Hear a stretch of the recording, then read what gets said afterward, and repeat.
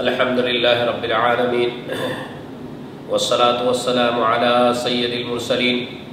نبینا محمد وعلی آلہ وصحبہ اجمعین اما بعد عن عبداللہ بن مسعود رضی اللہ عنہ قال ان رسول اللہ صلی اللہ علیہ وسلم قال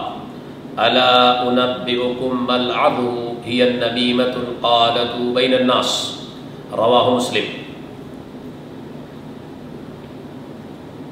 عزیز دوستو، محترم بھائیوں،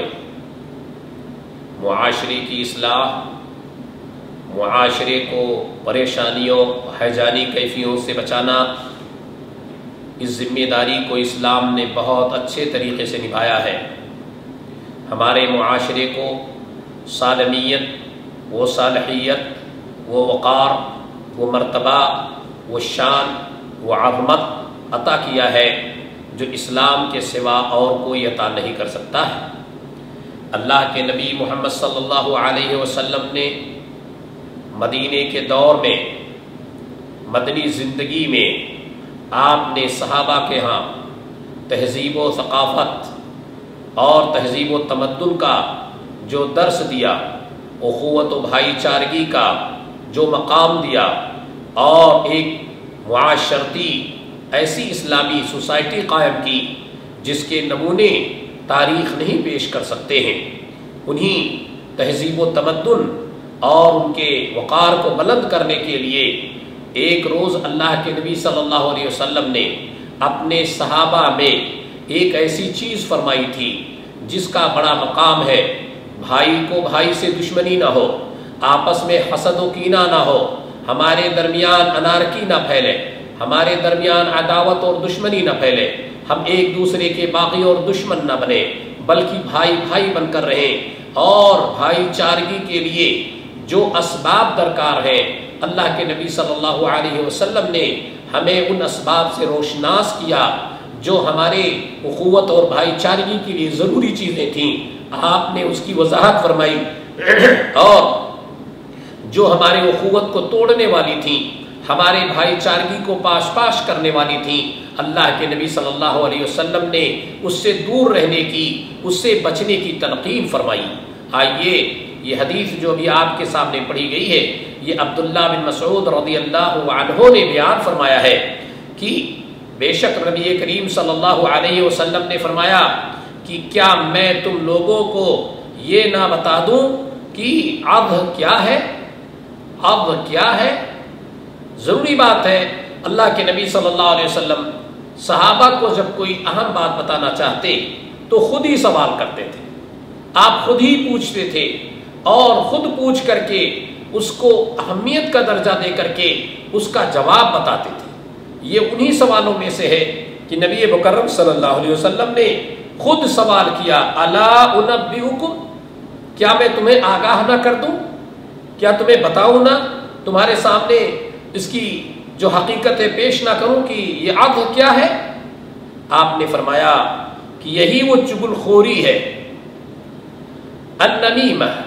چغل خوری ہے، القالۃ بین الناس، جو لوگوں کے درمیان کی جاتی ہے، کہی جاتی ہے۔ اصل میں نمیمہ کہتے ہیں اپنے بھائی کا ذکر کرنا، نمیمہ اپنے بھائی کا ذکر کرنا جسے وہ ناپسند کرے، اپنے بھائی کا اس کے پیٹھ پیچھے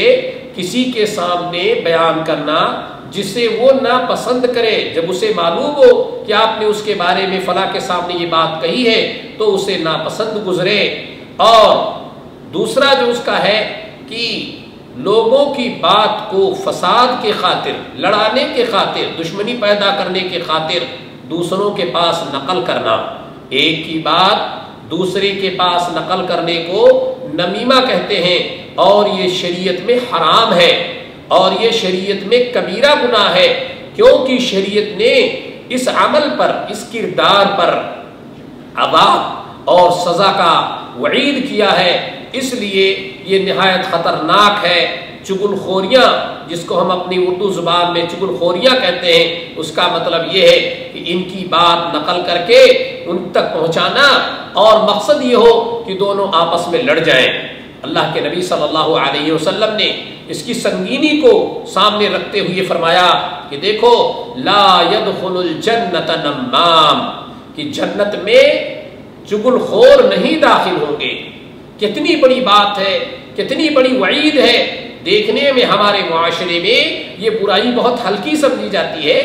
ہمارے معاشرے میں اس برائی کو عام حالت میں لوگ اس برائی کو نہیں سمجھ سکتے ہیں کہ یہ کتنی سنگین ہے اور یہ کتنی بھیانک ہے، بلکہ اسے لوگوں نے آسان سمجھ رکھا ہے۔ اللہ کے رسول صلی اللہ علیہ وسلم نے اس برائی کے جو نتائج ہیں اس نتائج کے بارے میں فرمایا یہ بڑا خطرناک ہے، اس کو آپ آسان نہ سمجھیں۔ لا يدخل الجنت نمام، کہ جنت میں نمام داخل نہیں ہوں گے، چغل خور داخل نہیں ہوں گے، انہیں جنت کے دروازے پر روک دیا جائے گا۔ ایسے لوگ جب جنت میں داخلے کی کوشش کریں گے تو اللہ تعالیٰ ان کو جنت میں داخلے کے وقت روک دے گا، ان سے باز پرس کرے گا، اور پہلے مرحلے میں ان کو جنت میں جانے سے روک دیا جائے گا۔ اس لیے یہ اللہ کے نزدیک بہت ہی معیوب شے ہے کہ ایک انسان کی بات کو نقل کرے، دوسروں تک پہنچائے اور اسے پہنچا کر کے دونوں میں دشمنیاں پیدا کرا دے۔ حق تو یہ ہے کہ آپ بھلائی کی خاطر جو بچھڑے ہوئے ہیں ان کو جوڑیے، جو دور ہیں ان کو قریب کیجئے، ان کے اندر غلط فہمیاں ہیں، بدگمانیاں ہیں، اسے دور کر کے دونوں کے دلوں کو جوڑیے، ملائیے۔ اللہ اس کو پسند کرتا ہے، اللہ یہ نہیں پسند کرتا کہ دو بھائیوں کے اندر اپنے اس غلیظ حرکتوں سے، اپنی بدزبانیوں سے اور اپنی جھوٹی باتوں سے اور ان کی باتیں نقل کر کے ان کے پہنچانے تک دونوں کے درمیان دشمنیاں پیدا کر دی جائیں اور دونوں کے اندر دوریاں پیدا کر دی جائیں۔ اس لیے یہ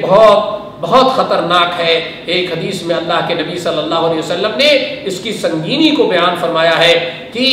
ایک بار نبی مکرم صلی اللہ علیہ وسلم کا گزر ایک ایسی قبر سے ہوا کہ آپ نے دیکھا کہ اس میں قبر والے کو عذاب دیا جا رہا ہے۔ آپ اپنے اونٹنی سے گرنے والے تھے، اونٹنی بھدک گئی تو اللہ کے نبی صلی اللہ علیہ وسلم کو بتایا گیا کہ اس میں ایک شخص وہ ہے جس کو جو اپنے قبر میں عذاب دیا جا رہا ہے، جو دنیا میں چغل خوریاں کرتا تھا۔ پتہ یہ چلا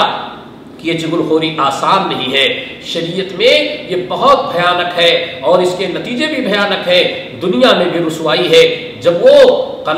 ایک دوسرے کی بات کو، قول کو نقل کرتے ہوئے جب میدان میں بیٹھتا ہے اور لوگوں کے سامنے بیٹھتا ہے تو ایسی صورت میں وہاں رسوا ہوتا ہے، مرنے کے بعد قبر میں عذاب سے دوچار ہوتا ہے۔ اس لیے ہمیں اپنے اس معاشرتی بڑی غلطی کو جو اللہ کو ناپسند ہے چھوڑ دینا چاہیے اور اپنے آپ کو بچانا چاہیے۔ اللہ ہمیں اس بری حرکت سے باز رہنے کی توفیق نصیب فرمائے اور اللہ ہمیں سچا پکا مسلمان بنائے، ایک دوسرے کا بھائی بنائے اور بھائی خواہ بنائے۔ وآخر دعوانا ان الحمدللہ رب العالمین وصلی اللہ علی نبینا محمد وعلی آلہ وصحبہ اجمعین۔